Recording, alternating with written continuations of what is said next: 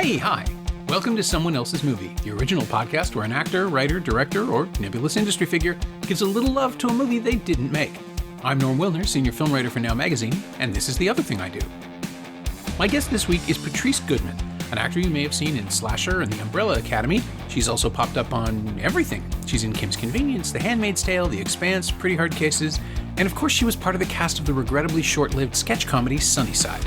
These days, she's playing Flower Underwood in the sci-fi comedy Overlord in the Underwoods, which is dropping 10 more episodes on CBC Gem this Friday, January 21st. It's a weird, sweet little show. You should check it out. Patrice picked The Color Purple, Steven Spielberg's 1985 adaptation of Alice Walker's 1982 novel about the life of a woman named Celie in the American South in the early decades of the 20th century. Married as a teenager to a brutal man she calls Mister, Celie endures abuse, assault, neglect, and despair, but carves out some happiness from the women around her and eventually discovers a strength she didn't know she had. It's a coming-of-age story that takes decades to play out, and I know that's a reductive description, but The Color Purple isn't really about its plot. It's about living with the characters and watching their emotional arcs play out. And, as you'll hear, it continues to be an inspiration. This is Someone Else's Movie. The Color Purple was the movie that solidified the reason I wanted to be an actor. Watching it changed me so much that I understood what the importance of being an actor was and how you can affect the world. And it gave me my reason why, really. Oh, wow. How old were you when you saw it? What were the circumstances? I was 14 years old. And I had decided I had loved Whoopi Goldberg my whole life. And I had grown up with her watching, I saw her in Jumping Jack Flash. I had seen her in a couple of really great movies. And I'd always loved her. So I decided to go back because by the time I had seen it, the movie had probably been out for 10 years. I decided to have a whole night of Whoopi Goldberg. And I watched her show that was on Broadway, the one-woman show that she did. And then I watched The Color Purple afterwards, and watching those two performances back to back. And it just was so, has that Steven Spielberg sort of lush, consumable movie language. I just was like, I want to be a part of telling stories that create empathy in other people. And that was the conclusion I made. And her performance was the center of that movie. And I've loved it ever since. Yeah, I remember it was the Broadway show, I think, that got Spielberg's attention. That was why he wanted to cast her. That's why he cast her. Yeah. Because she played, 7 characters? More, right? There are a lot of characters flying around in that one. I think it was, I can remember, I can literally remember 4 of the bits, like the Valley Girl and the junkie who decides to get on a plane to Europe. The physically, I think a woman with cerebral palsy was a character that she played. I think you're right. Yeah. It's can't remember. Decades since I've seen it. I know. And it's hard it's not the easiest thing to find. I've gone out looking for it. I think it went down with Blockbuster when video. I wonder if it'll turn up. And I think it was on HBO, so it might even turn up on Crave or HBO Max or something at some point. There was no reason for them not to. You just gave me tingles. I'm so excited about getting to see again. Yeah. But when I watched The Color Purple, I was forever changed because I think it was the first time I had seen a Black woman at the middle of a dramatic story that didn't focus on racism. It was actually about her life. Racism was, of course, part of it. And she wasn't a beauty. Whoopi Goldberg is gorgeous, but she's not this traditional, she doesn't have the traditional looks that Halle Berry does. And it was really the story of a person figuring out their self-worth and moving forward and loving. And it wasn't centered on, a man deciding to love you. It wasn't centered on rugged individualism. It was really a story about a human being understanding their self-worth. And that was so powerful to me. And it's still powerful to me. I still watch it. Yeah, I hadn't seen it in a while, I have to admit. Probably 20 years, I think, since I last even looked at it. It's just sort of fallen away in Spielberg's filmography. And then watching it again, I realized that's totally unfair. I mean, it was pilloried at the time for being, a white filmmaker's take on a Black story, and the way that he does apply his sort of saturated color Spielbergiana with the sunlight dappling through everything. But watching it a second time, or this was probably the third time through actually, watching it again, I realized he saves that. It's not constant. It's just the ending that everybody walks out of the theater thinking, oh, that was twinkling. It's like, no, there's some pretty dark stuff that happens before that. And it's really dark. And it's funny, like I mean, the issue of a white man directing that movie, like I was thinking about it yesterday, because I rewatched it yesterday because I knew we were going to talk about it. Mm-hmm. And I was thinking about the fact that I don't think if he hadn't directed that movie, and I think it would be really interesting to see what a Black woman would do with that story. And I think it would have eventually happened just because of the power of the novel and how beloved it is. But I don't think it would have happened within the 10 years that it was produced. I think we would have had to wait till maybe the 2000s. And even then it would have been a push. I think because he decided to direct it, we got the career of Whoopi Goldberg and Danny Glover. And I don't know if we would have been able to have them as soon. And I also think because he directed, he proved that a Black woman could be at the center of a story, that it could hold our attention, that there was an audience for it. And I think those are all worthy trade-offs. Like, maybe not trade-off isn't the right word, but I think those are all worthy things to gain from maybe the loss of that particular voice. Yeah, it's weird, right? It's Quincy Jones had the rights to the novel before Spielberg did, and wanted Spielberg to make it. And I think his sense, Jones understood that it had to be someone with his own studio. It had to be somebody who couldn't be stopped in a decision. Like, you had to have someone who was powerful enough to get casting approval.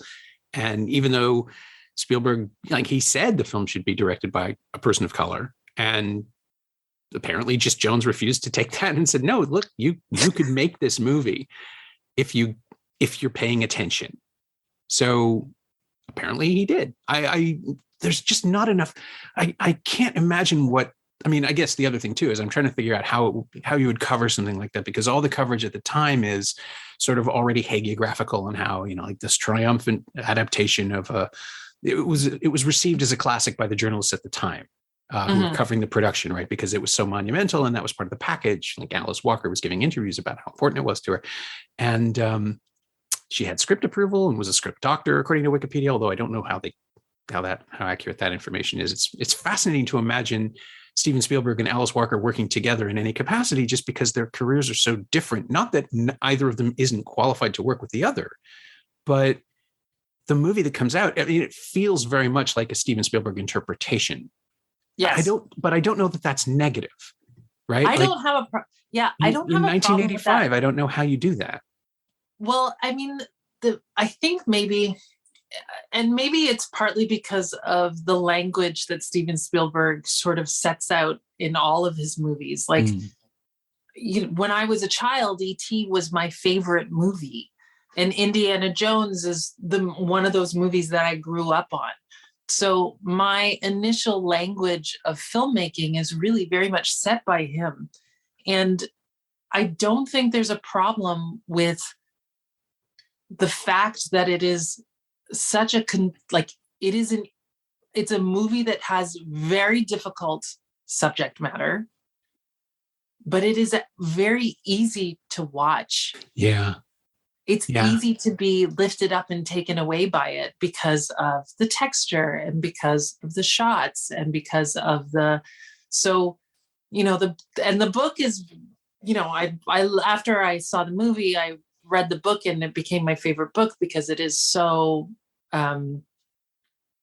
it's so gripping. Her story is so gripping. But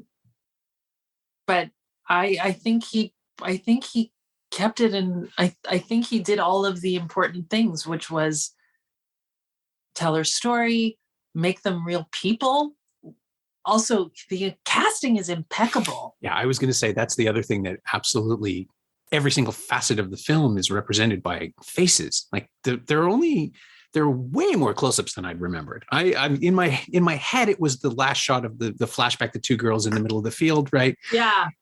Which, that's the recency effect. That's the thing you carry away. But then to watch the film again, it's the trust he puts in untried act. Like Oprah is in this as an actor, and she's great. First time. Yeah. This is the first time these unknowns are being cast in a major, giant film with huge expectations. And that's the thing too, that people forget now, because Spielberg's made so many movies that everything kind of gets lumped into the Jaws and Raiders, or the things people vaguely remember, right? Like, yes, it's kind of forgotten that The Color Purple was perceived as his first attempt as a serious adult story. I would argue against that. I think like Jaws is that. Jaws is about people more than it is about the situation. True. But this has a greater weight of expectation, and of course, it's telling a story. It's opening up. How can I put this? It's like it's got more obligations to consider. Like, it's not an entertainment; it's a drama.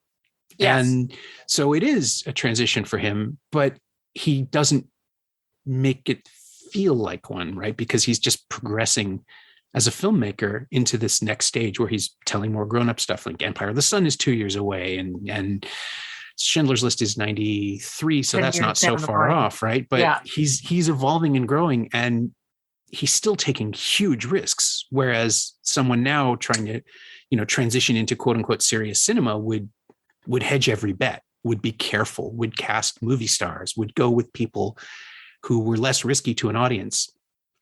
But the trust he shows in leads, and just letting the camera linger on people and letting them sell the moment rather than the score or the the framing of a shot, the golden lighting thing, it didn't happen nearly as often as I thought it did. And I kind of felt guilty about that. In the back of my mind, I'd thought about it as a lesser than film, but it's as solidly constructed as anything he's done.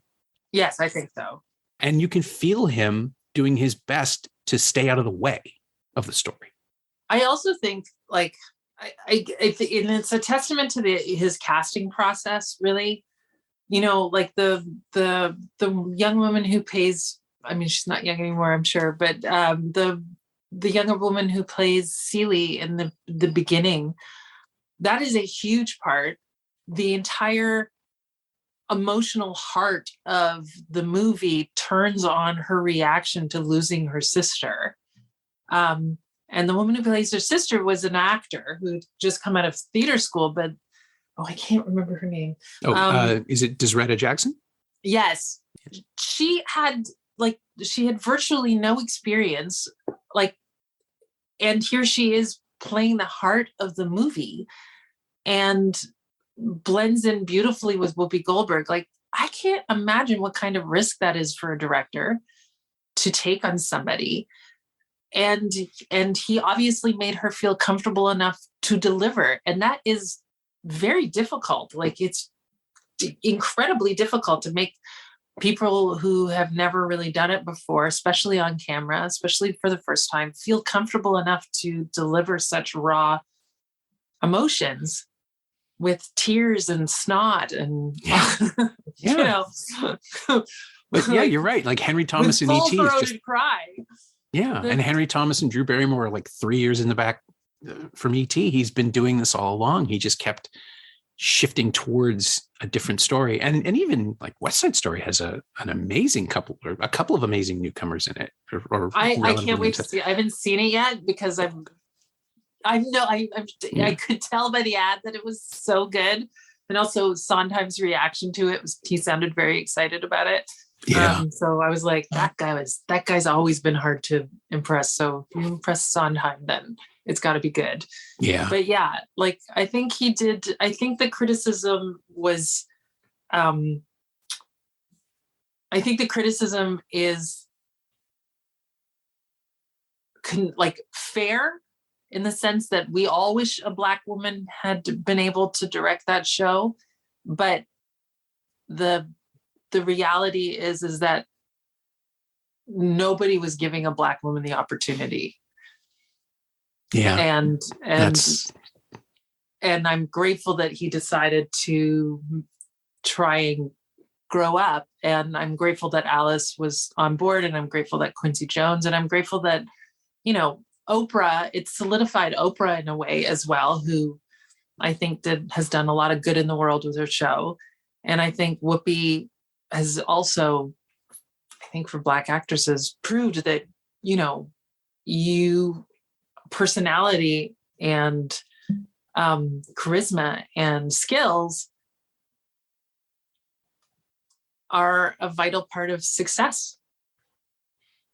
Yeah, it's a showcase for the cast and David Glover. Yeah, I was going to say I'd only seen him in Witness, I think, that year. Was the only other real role he had, and he's a heavy. He's not even the lead villain. No, he's not. He's used for his presence, and then you can see him. I've met him. I've watched his career evolve. He's an incredibly warm person, and so to see Witness and Color Purple come out within months of each other, where he turns all of that off and just menaces. There is ultimately a heart to Mister, but it is a tiny little dark thing that's buried deep down in a box that Glover shows you. He shows us how he excavates that, which is kind of incredible for the way the character is written, because none of it's in the dialogue. It's just sort of there at the very end when he understands what real strength is, because he almost dies at the hands of the woman he's been abusing for decades. And yes. And it's somehow played with like his version of like Mister's version of dignity. And I realize we've just jumped to the end here, which is weird, but like this is the fiction that he's created for himself in order to be a decent person at the last is sort of like a twisted kind of respect for this person he's never paid any attention to. Well, we see his growth, which I think is not it's not always an easy thing to show. But because the movie goes through so many years, I think we can see how he essentially decides to atone for his sins. Yeah. I also think earlier on in the movie, we get a very clear idea of how he was twisted when we watch him with his father. Oh yeah, absolutely. And how how that like this tiny man is able to sort of twist up somebody else and disrespect his love. I think like the love triangle, I don't know, maybe love triangle is the right word for it, but his love for Shug, yeah, which seems real and is heartfelt. So we know that he can be a loving man. We know that he does love, but is so twisted and so unable to see how his abuse is truly affecting somebody else is, I think the scary, like it's that awful normal issue where you see that in that person, they're a real human being, but are still capable of abuse. It sort of settles that, because I always find that we want to make abusers monsters as opposed to real people. And I think that's a mistake because it makes it very hard to recognize it in real life if and when you see it. So I think making abusers real people with real feelings are always so much more telling and always so much more upsetting when you see how they turn around and abuse a character that you love. Yeah, we're in a place now where social media seems to be entirely about the disconnect between someone telling a story and displaying empathy for their characters and the audience assuming that it's going on now about Licorice Pizza and a couple of other films where, this depiction does not constitute endorsement. You can make a movie about difficult, troubled people without saying they're your heroes. It's okay. Yeah. And this is absolutely one of those examples where there's no way to come out of the movie assuming that Mr. is the good guy, right? Like there's no illusion about that. He does terrible things, but because Glover plays him with a glimmer of humanity. And you're right. You're absolutely right about the scenes with Shug where he's a different person. And part of that is because we're seeing it through Seeley's eyes. But part of that is just clearly that's where all the warmth is going. That's where all the humanity is going. He's directed it away from his wife into this other person, towards this other person. And we're stuck with Seeley watching her be miserable. And it's hard for him to come back around again. Mm-hmm. And like the grandiose demonstration, the things that he does at the very end. Yeah, it's like an attempt to reclaim his humanity, maybe, or an atone for all the things he did wrong and all the things he held from her, literally with the letters, which is this huge revelation in the film, and it lands like a hammer. But I remember seeing it at the time I would have been like 17 in 1985. I'm seeing it at the long gone Plaza Theater underground at Yonge and Bloor. I love that theater. Yeah, on opening day, it was a whole deal. And I remember thinking, this doesn't get you into heaven. Like this doesn't make up for the absence. But of course, the movie knows that.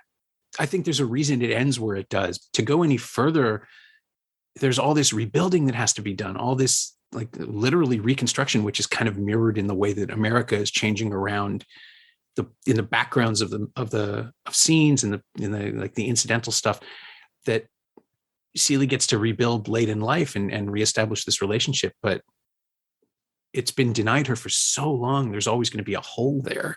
Yeah. And a less confident movie would try to paper that over. Yeah. But Spielberg doesn't let us off the hook. And no. Neither did Walker. Her book is much more graphic about the suffering in almost every way. Her book is graphic about the suffering. And also Seeley and Albert, I think, if I remember correctly, end up living together back again. And she's like, I look at him and he looks like a frog. She sees him for what he is, which is, like an old sort of vulnerable man, which a lot of the time, again, he was a real person who does terrible things. And the lesson is from that is that we have to be watchful of real people who do terrible things. Yeah. One thing you were mentioning the whole Africa revelation. How that's tied together in the movie is so. I remember I hadn't read the book or I hadn't read the book before I saw the movie. And then all of a sudden, this movie that I thought I understood, I remember watching it and all of a sudden the colors and the story of Africa comes busting in. And yesterday I was watching it and just marveling at the transitions back and forth from one story to another. It's, to me, one of the most masterful things that I've seen Steven Spielberg do was figuring out how to tie that whole, every single beat of that story together. It looks like, to me, I felt like it was a zipper zipping up, like all this, like, 2 lands, 2 stories, 2 families, and how that all ties up into Seeley's consciousness was so fascinating and so well done. And I forgot rewatching it last night that this was one of my favorite parts of the movie.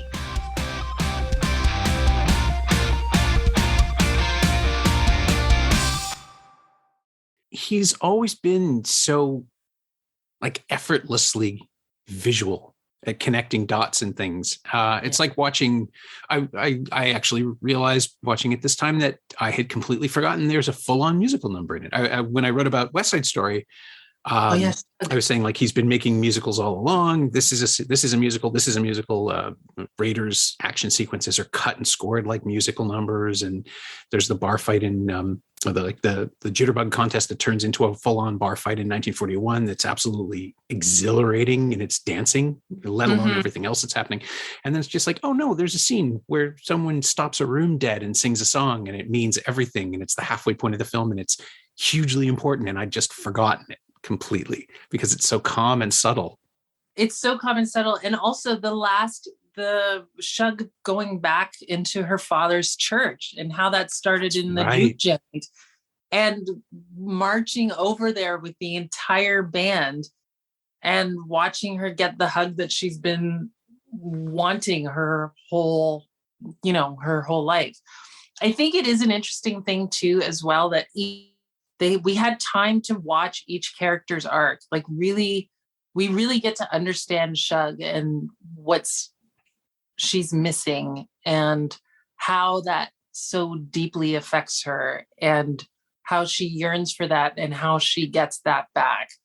And Celie as well, like, Celie finding love really with Shug, which is one of the most enchanting scenes like that. I realized watching the movie yesterday that Celie barely speaks for the first half of the movie. Like, she doesn't talk.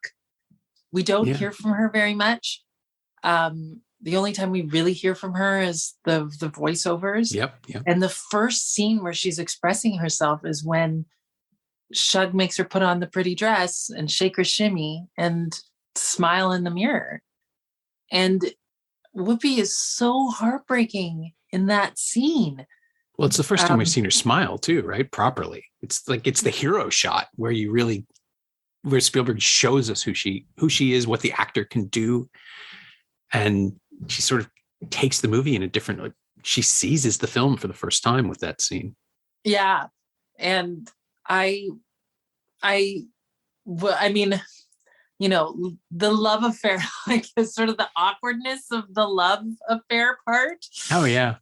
It's like, it's comedy, but it's also so dangerous, right? Because there's so much tension until the release, really it's not until the next morning thing where you just have this sort of gentleness of it all, but it's so tense and Goldberg plays it. They both do. Margaret Avery's terrific. I don't want to take anything away from her performance, but Goldberg, we're watching Celie to see what she's going to, not what she's going to do, but how she's going to feel, because there's all this stuff that's been repressed in her life and all this sort of treasure chest of emotion that she hides from everyone around her and from the camera. And then when Goldberg lets it out, I remember this big release in the theater, people just being happy for her. Yeah. Because it's been a long time and she's been denied anything approaching happiness by that point in the film.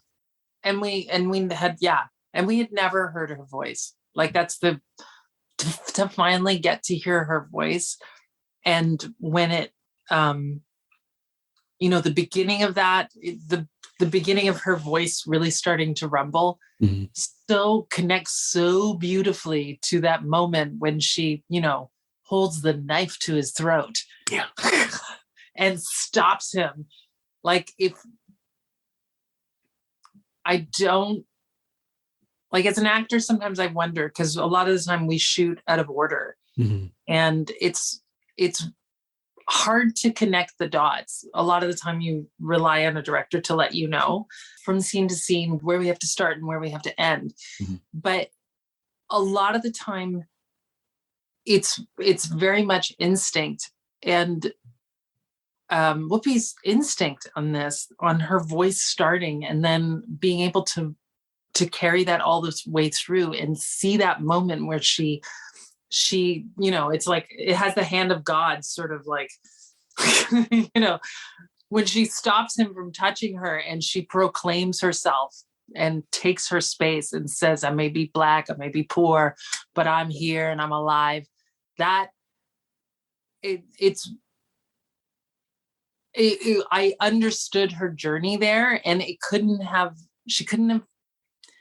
have worked unless she had really started with that, that small voice in that scene where we finally heard her. Like, there was no way that I would believe her if she hadn't been able to sell me on all of those feelings, all of her pain and all of her love. I just think that was the magic of that movie, was Celie's journey. I believe. And we haven't even talked about Oprah. Yeah, well, we can absolutely get to Oprah. It is so odd to see her play someone who's not Oprah. And I know that's her job as an actor. When she does it, that's her thing. But given how I cannot think of another human being who has spent so much time being publicly themselves to whatever degree that Oprah Winfrey is, performing herself when she's a talk show host. Oh, yeah. Because I know Oprah. Everybody. Oprah is my friend. Yes, exactly. Everybody has the Oprah in their head, every right? Day, right? At 4:00, every woman in North America turned her on at 4:00. So yeah, I know Oprah. And so when I see, Sophia, I'm like, who is that actor? Oprah, you're acting. Yeah. Well, I mean, not only are we starting from a point of an Oprah who doesn't really look like Oprah as she looks now, right? So there's the disconnect of watching somebody 35 years ago. But she's willing to wear the makeup of someone, like the prosthetics that they put on her, the abuse that her character suffers, the black eye and the bruising. And it's not something that you would expect to see anybody who wants to be a movie star do, right? It's a selfless version of a character performance. It's the best kind of character acting. Yeah. Because she's not concerned with the brand. She's just doing what the role requires. Well, I think what's interesting about Oprah's journey with that movie or in that book was she loved that book. Yeah. She loved everything about that book. She said she would keep extra copies in her bag and give it to strangers. And when she auditioned for, here she gets this bizarre call to audition for Sophia because Quincy Jones had seen her on TV in his hotel room in Chicago and was like, there she is. But I think, and I think that a lot of, I so appreciate it when actors are willing to go into those places where we're not worried about being attractive or consumable, I should say. Yeah. It is a constant pressure. Like as an actor, I feel that constantly that I have to look good or people aren't going to want to watch me. And having Oprah go to that place where she puts the prosthetic over her eye and is willing to not look as perfect and beautiful as she did every day for her show. I'm like, because I know Oprah, because she's one of my best friends. I know that she loved the book so much she wanted to tell that part of the story, and she is always willing. I think anybody who spends that much time willing to talk about the sad and ugly and difficult parts of humanity, I think she probably really relished the idea to do a project where she could let go, not worry, and really just tell the deep human, juicy story. I think she probably reveled in it. And apparently that monologue that she does at the dinner table, apparently that was improvised. Yeah, apparently Spielberg had Goldberg and Winfrey were the most active, the most willing to improv, and he just let them run, which again is stunning because to do that for a character in period, in that context, and nail it. I mean, yeah, she's living and breathing the book by the time she gets to that day of shooting. And so of course she'd get it right, but my God, she's just, it's kind of remarkable and kind of horrible at the same time. And it's probably one because of the other. Like famously, The Color Purple is one of the few films to be nominated for the most Oscars and not win a single thing. Yeah. And looking back at it now, and it all went to Out of Africa, which, come on. That hurts even more. Best cinematography, absolutely. It's gorgeous to look at. Yeah, and Streep is fine and Redford's having fun. But the idea of what and trust me, I'm a film critic. Awards are meaningless, even the ones I give out. The Except idea they're not. That's the problem, right? Like, they're actually not meaningless. Like they end up adding legitimacy to whatever the movie was and whatever that movie meant. Yeah, exactly. To whatever actor played the part. Like if it says Academy Award behind your name, you will, and maybe it doesn't mean that much inside of the business. Like, you know, everybody's like, yeah, I got an Academy Award, so what? Yeah. But when it goes to sell something, when it goes to sell or having an actor wanting to produce something, they know it's like, oh, I won an Academy Award. It piques people's attention and might be the difference between a ticket being sold and a ticket not being sold. So the fact that the movie didn't win Academy Awards, I think hindered it and hindered the business into buying in that Black films, that Black drama, that stories about Black women going through difficult things. I think it told the business that we can't really bank on these things. And that, you know, we had to sort of push the boulder down the road of feeling like our stories were welcome to be told.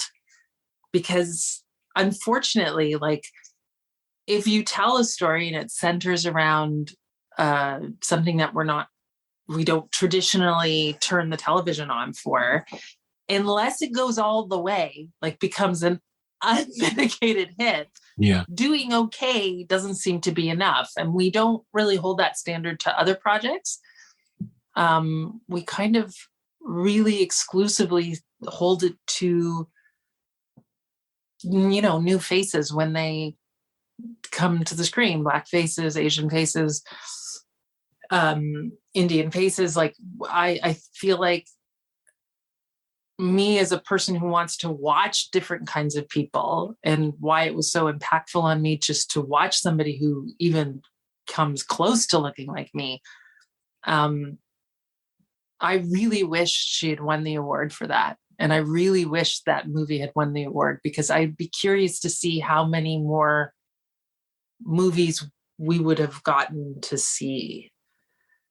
You know what I mean? Yeah. There's another version there's a timeline where Oprah Winfrey wins Best Supporting Actress and doesn't do the show, right? Pursues a career in acting. And maybe she might have been amazing. She's my best friend. I know she loved the show.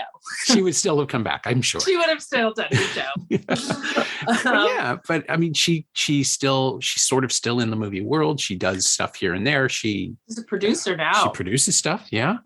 But watching it again and seeing Goldberg and Winfrey specifically, like Glover and Avery and Adolph Caesar, who I think had just been nominated for a Soldier Story the year before, but didn't win.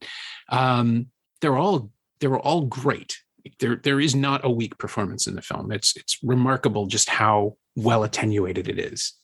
Like everybody's pulling the rope at the same tension, which is how Edgar Wright described movie making to me once, and I've never forgotten it. It's just that's like a really good his job as a director is making sure everybody's maintaining the tension, and then they can do their jobs and he can do his job. That's so yummy. That's such a great description, because that's exactly what it feels like on set. You're looking how to pull the rope and where's the tug and what you're reacting to. That's exactly sort of the mechanics that we're after. Yeah. And to see it kind of overlooked, and you were saying it's harder and harder or it was harder. I'm sure it is still hard. I'm trying to figure out a way to frame this in terms of awards, because, you know, the idea was that once Moonlight won Best Picture, that was that. Everything was fine again. Black cinema was accepted. But of course it's not true. And then you get little things here. Like it took Spike Lee another 2 years to win an Oscar for something. I think Black Klansman would have been 2019. Yeah. And Do the Right Thing is 4 years away from this movie. And that's stunning to me, because they feel like they came from different universes. They have different epochs in cinema. Just because this is a much more classical, measured drama, as I think it needs to be if you're going to tell the story. There's a miniseries version of this where it tries to be gritty and realistic-er, like with handheld cameras and dirt everywhere. And the lyricism is so important that Spielberg brings to it. I think the quieter, gentle things. I think you're right, because it's a difficult story. It's a difficult story to roll through without wanting to turn away, which is sometimes when I think when we go really to make everything raw, like to make emotionally raw stories also visually raw. I think it makes it easy for us to turn away. And for this story, where I feel like, as I understand, there was a lot of controversy when the film came out about how raw some of these scenes were and how hurt Black men were in this portrayal. Like I know that my father, who was a New Yorker, lived in New York, felt betrayed by this movie because he felt like it had portrayed him in such a bad light. But years later, I feel like the important thing is that we actually got to see a Black woman and have her story be told, which I don't think had been done enough to that point. And be put in a story in a way that we could actually absorb it and watch it and not add extra ugly to the ugly. You know what I mean? Yeah. And it's so important culturally for all of us to feel that we're seen and to feel that we are important. I really appreciate that. I really appreciate sort of the consumable nature of the difficult, beautiful story. And what's interesting is that I see this over and over again with this particular story. Like I went to see the show on Broadway, and then I went to see it again when it was remounted on Broadway, and how beautiful it has always been made, because like the extras of it, the extra voices, the people, the colors, it's always well supported for such a difficult voice. I haven't seen the stage show though. It's it strikes me like everything, all IP is going to get turned into a musical at some point eventually, but it strikes me that The Color Purple could do it. Like you can weave the juke joint through it. There are ways to tell that story musically. And of course, musicals are all about the explosions of emotions that you can't have in standard dialogue. So there's certainly a lot of stuff that's being buried and repressed in this story that people could conceivably sing about. They actually do an incredible job, and it's a wonder. Like it's the kind of thing where you're like, it's a wonder that it took so long to become a musical, because the source material was so rich. And also, again, culturally, like this always felt like new stuff.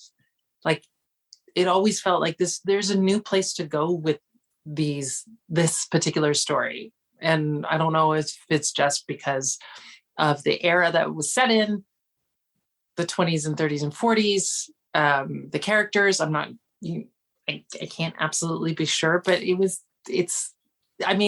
musical has brought us a bona fide star who, got nominated for an Oscar last year and for Harriet. So right.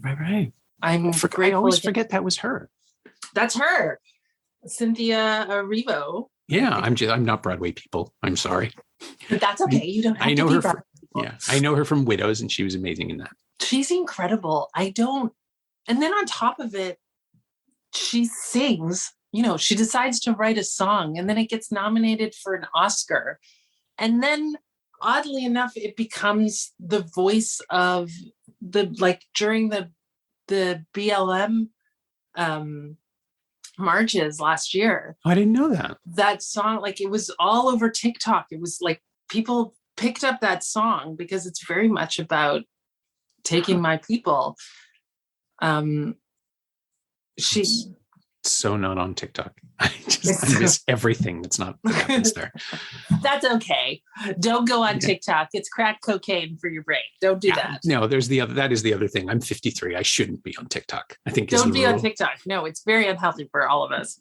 But what I do find interesting is that The Color Purple again delivered us a bona fide movie star and gave us the chance, was a full enough story and a beautiful enough story that we got the chance to see an actor really fire on all pistons, which is again one of those things that I'm really grateful for. Like as an actor, I don't always, I love my job, but a lot of the time what I'm offered isn't a full person. It's a part of a person, or it's a part of a person's life. And you get to see me with one sort of relationship, being the best friend, or being the lawyer, or being the doctor who comes in and gives terrible news, or the cop who comes in at the end and saves the day. And all of these parts I really love and enjoy playing, but none of them are really about a full human being, which is interesting when you go for, many years in a career and you're like, wow, I find it interesting that haven't been invited to tell that story. And I watch, my peers, my wonderful acting peers get to do that over and over again. And you're like, okay, there's a problem in the business, or there's a problem where we're shy or scared or intimidated or don't consider that story important to tell. So I think it's not, I don't think it's by coincidence that Whoopi Goldberg became a star after The Color Purple, or Cynthia became a star after The Color Purple. It's because they had the opportunity to tell a story with the full range of human emotions, and all of us got to really know them and be moved by them. So I think I'm also grateful to that movie for that.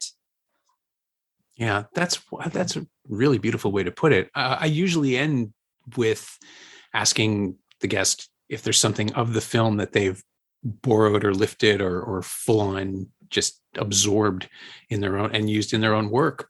I think, well, actually with my show, being able to play a character, it's very different. I'm playing a comedy, which it's odd. I don't normally do it, but I find myself in comedies quite a bit. Like in Overlord and the Underwoods, the opportunity to play a full person with joy and pain, with a family, with a full family dynamic. It's just something I have never had the opportunity to have, let alone, I've always dreamed of having it, but, and I'm so thrilled to be doing it. But yeah, that is part of the joy that comes along with the parts I'm getting to play now, is that they're much fuller, and we're allowed to be silly, and we're allowed to be emotional, and we're allowed to tell the story of a full human being. But one of the things I learned from Whoopi watching her in that movie was that it was really important to mix the laughter, the joy with the tears, that those things could live side by side. And she does it in that mirror scene when she tells Shug, he beats me when you're away. And we see her smile. Seeing those things live side by side. As an actor, I've always taken that as a clue that is really moving when an audience can live through those shifts, that there's always a little happy in the sad, and that there's always a little sad in the happy. And if you can find that, you'll be able to tell a much more complete sort of human story. I think she does it really beautifully when she finds that little piece of paper that says sky on it that her sister had been teaching her. And when she looks at that, and we see her live through the memory, and we see her live through the loss. That is that moment encapsulated for me there, I think, really clearly. Yeah. Well, it's who she was. It's who she is. It's the whole continuum of the story just right in front of you on a human being's face. Yeah. So yummy. Spielberg, he just knew he could do it. He knew she could do it, and he knew he could catch it. And she did it. I mean, really, she did it. I props to Spielberg for giving her the opportunity, but really, when the camera's on and you got to do it, the fact that she could do it. And I think that was her first movie also when she got nominated for an Oscar. Yeah. First film.